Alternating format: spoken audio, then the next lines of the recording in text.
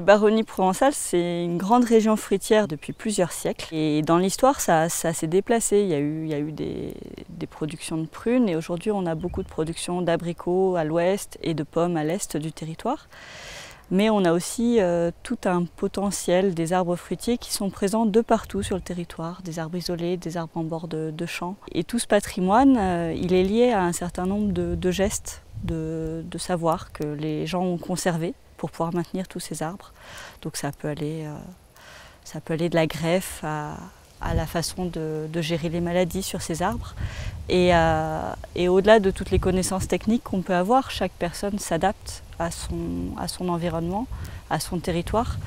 Et travailler sur les savoirs écologiques paysans, ça permet vraiment d'appréhender ce que chacun s'approprie et se crée comme propre connaissance. Avec mon mari, on est curieux de tout et on s'est toujours intéressé à comment faire pour produire sans trop de produits, donc automatiquement chercher les variétés qui sont adaptées au pays. On travaille sur des poiriers, ça s'appelle la poire curée ou la verte longue. C'est une variété qui est bien adaptée ici, elle va jusque dans le 0,4, il y en a beaucoup. Ça a été abandonné à un certain moment parce que c'est une variété de poire qui se ramasse au l'automne, mais qui est bonne qu'en décembre. Et donc le stockage, tout ça, enfin bon, c'est une variété qui avait disparu. Et elle revient un peu là sur le devant de la scène, mais justement par des gens comme nous qui la transformons. Alors on fait des jus, mais uniquement avec la verte longue. Parce que la Sarto, ne pense pas que ce soit une poire qui soit bien faite pour le jus. Par contre, voilà, on va essayer de la faire sécher. Et on a fait un essai et le résultat est assez concluant. Donc on va essayer de chercher sur cette voie-là. Nous, la verte longue, ce sont que des vergers dits anciens, c'est-à-dire ce sont d'anciennes plantations ou d'anciens vergers qui ont été abandonnés. Donc ce sont des arbres plein vent qui sont très espacés les uns des autres, très hauts. C'est ça qui n'est pas très pratique parce que c'est assez dangereux quand on récolte. Et nous, il n'y a aucun traitement. On ne les taille même pas, ils poussent, ils sont libres et on regarde le ciel, on dit merci pour la récolte, quand il y en a, parce que bon, il y a des années où il y en a un peu moins. On entretient juste le sol, hein, donc on broie l'herbe pour éviter que les buissons poussent, tout ça, voilà, c'est tout. On y fait manger les moutons aussi, ça permet aussi que les buissons se mettent un peu moins, voilà.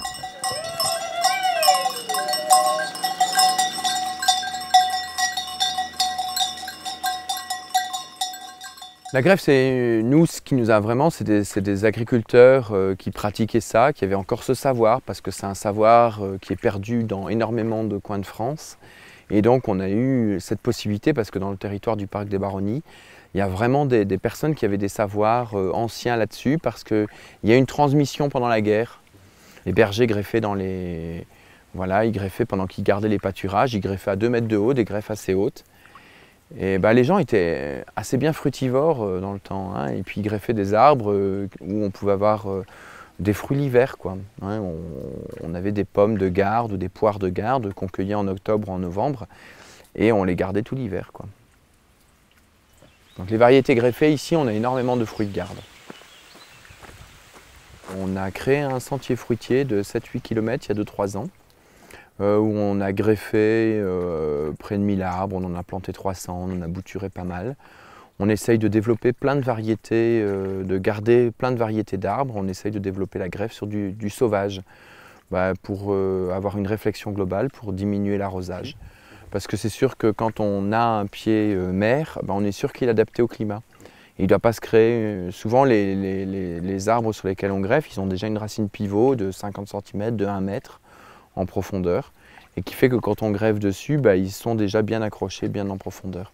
Et puis on a très rapidement une mise à fruit au bout de... Il y a des arbres qu'au bout d'1 an, on a une mise à fruit, et d'autres 3 ans. Là, on est sur un arbre qui s'appelle le Prunus mahaleb. Alors, ce Prunus mahaleb, on y greffe la cerise. Je monte le fruit du Prunus mahaleb. Ça ressemble de loin à la famille de la cerise, si on peut voir. Et c'est ce même arbre qui vient d'être greffé ici il n'y a pas longtemps. Voilà, et on voit la différence entre le Prunus Mahaleb qui est devenu un cerisier.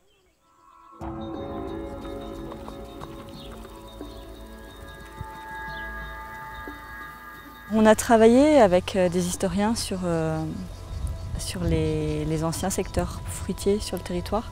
On n'a pas beaucoup d'archives. On a des traces qui sont souvent liées à des commercialisations parce qu'il y avait beaucoup de fruits qui s'exportaient du territoire. Et du coup, c'est par ces traces-là qu'on sait ce qui se faisait. On peut savoir quelle variété il y avait. Mais on n'a pas de pratique vraiment identifiée dans des archives. D'où l'intérêt de la mémoire vivante aussi. Ouais. Là.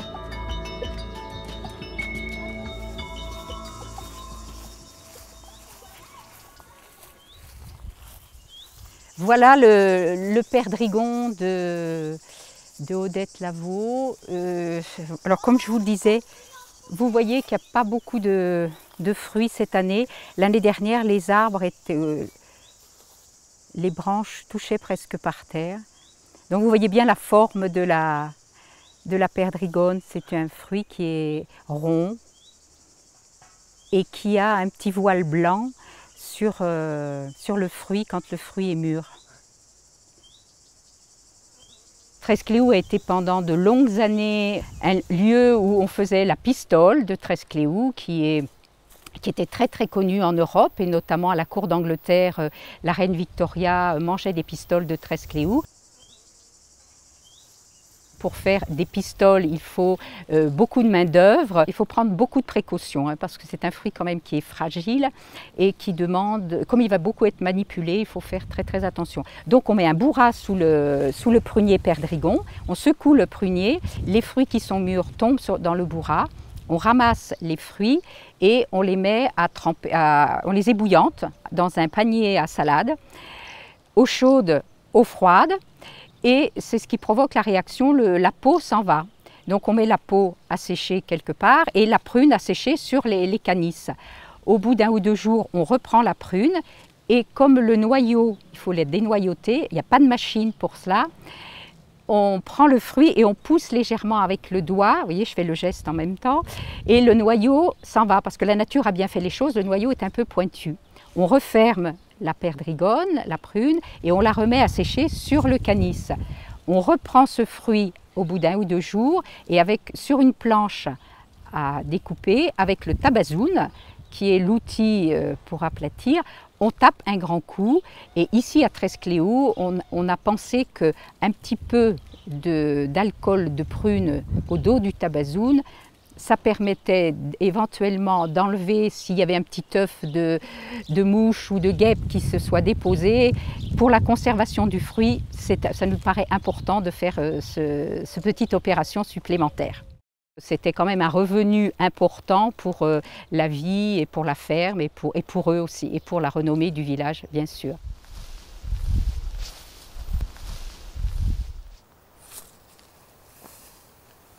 Donc moi je suis exploitant depuis, je me suis installé en 82. Ben, les pratiques du quotidien, j'ai pas forcément tout bouleversé du jour au lendemain.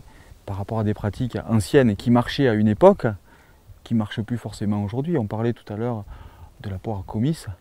La poire comice, il y a seulement 5-6 ans en arrière, à partir du moment où il y avait marqué comice, ça se vendait de partout. Aujourd'hui, ça ne se vend plus. Et puis il y a des retours en arrière aussi sur certaines pratiques.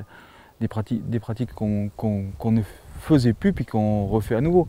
Ben, quand on revient sur les arbres, des vergers enherbés comme les miens, hein, au début quand j'ai recommencé à faire comme faisaient les anciens, on me dit pourquoi tu désherbes pas, c'est bien mieux. Et puis je vois que finalement ça fait école, il y en a de moins en moins qui désherbent. C'est pratique et économique, tout simplement. La parcelle d'arbres, je l'irrigue, donc il y a de l'herbe en pagaille. Quand arrive l'automne, les brebis, on ne sait plus où les faire manger parce que c'est sec de partout. Et on a cette herbe verte dans les arbres là, qui regarde, on va quand même pas y donner un coup de broyeur. Donc, puis en plus, c'est pas loin de la bergerie, c'est de la bonne herbe. Ça m'évite de passer avec le tracteur dans les arbres, ça m'évite de désherber, ça m'évite tout un tas de choses. J'amène du fumier. Voilà, c'est...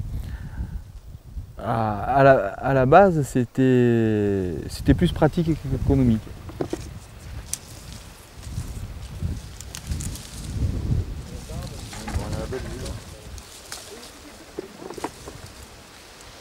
Il y a eu de plus en plus de technicité, c'est sûr, au niveau de la production fruitière. On a des producteurs qui aujourd'hui sont beaucoup plus techniques. Et d'un autre côté, du coup, on a parfois perdu justement les petits gestes du local. Pourquoi ça se faisait comme ça à tel endroit? Pourquoi si la greffe elle se fait bien de telle manière au mois de mai dans un secteur, il sera peut-être mieux de le faire un peu plus tard sur un autre secteur ou sur une autre variété.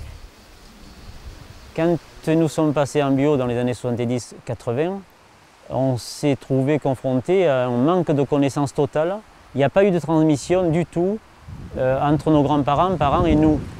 Parce que la méthode du chimique, c'était l'avenir, c'était prôné par tout le monde. Donc, et beaucoup de savoirs que j'aurais aimé connaître de mes grands-parents, de techniques qui nous auraient énormément servi en bio, n'ont pas été transmises, ou très peu. Et donc c'est à nous aujourd'hui, depuis 15-20 ans, de redécouvrir toutes ces techniques du bio, ces astuces pour, voilà.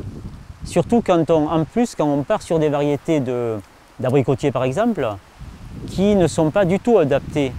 Et ces variétés-là n'ont jamais été réfléchies ou essayées dans une version bio, sans les traitements fongicides nouveaux qu'on avait dans, voilà. Donc c'est à nous à tout réapprendre et tout réinventer. Et bon, c'est passionnant, mais on a des échecs et les années passent et on modifie, on revoit d'autres systèmes l'année d'après. Bon, les années passent, c'est certain, mais on est obligé de tout réinventer, quoi, voilà. Le bio, il faut absolument jardiner, il ne faut pas se laisser gagner par les problèmes, par les maladies. Il faut gérer les insectes. Donc sur l'abricotier, vous voyez les anneaux de glu là. C'est un anneau de glu qui empêche les insectes de monter, perce-oreille surtout, quoi. Et sans la glu, moi, je ne suis pas capable de faire de l'abricot en bio s'il n'y a pas de glu, par exemple. La pourriture, par contre, la pourriture qui n'a rien à voir, qui est un champignon, qui est un monilia. On s'est aperçu justement avec ces glus que ces champignons sont transportés, véhiculés par des insectes, essentiellement qui font des micro-morsures et qui, le champignon est présent ensuite. Et la pourriture, à partir du moment où on met la glu, on n'a quasiment plus de traces de pourriture. Ça, c'est une aide précieuse pour l'abricot, par exemple.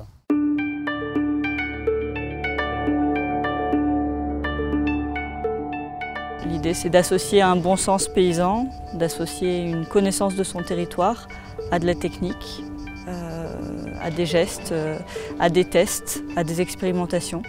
Parce qu'on parle de ce qu'on faisait avant, mais aujourd'hui on teste aussi plein de nouvelles choses. On essaye, on revient sur ce qui pouvait se faire avant de manière un peu instinctive. On essaye de comprendre pourquoi ça marche ou pourquoi ça avait l'air de marcher, pour pouvoir le refaire de manière un peu plus technique, en comprenant les fonctionnements derrière.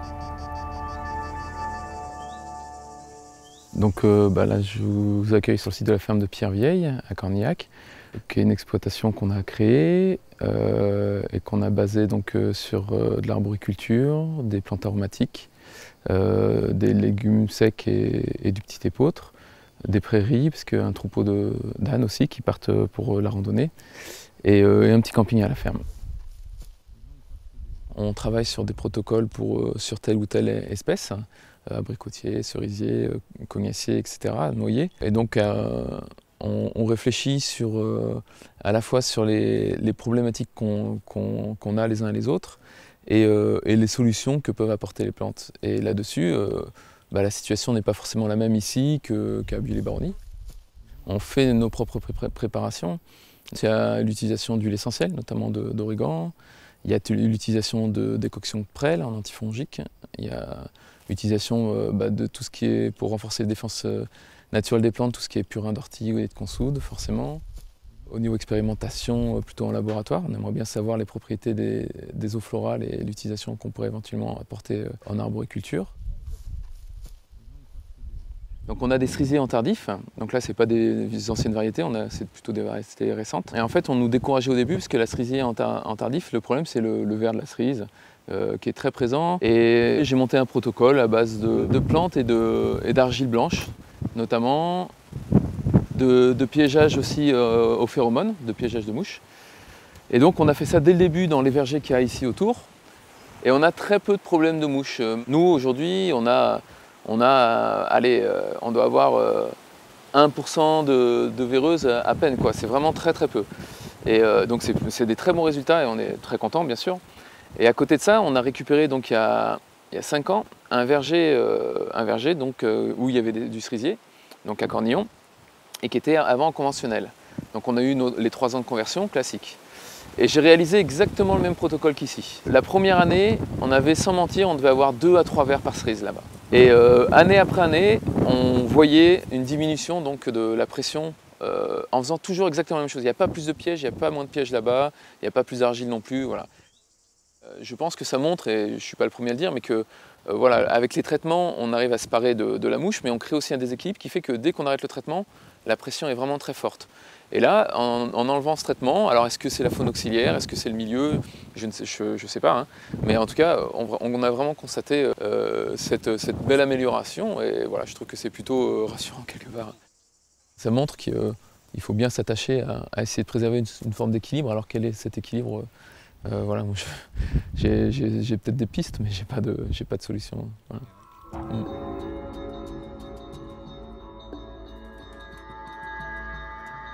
La lavande, depuis le début du siècle, depuis 1900 à peu près, on a commencé de cultiver la lavande. Depuis 1945, on se cultive. Avant, c'était la garrigue. Dans les montagnes. Dans les montagnes. C'était des cueillettes sauvages. Spontanément, on le poussait.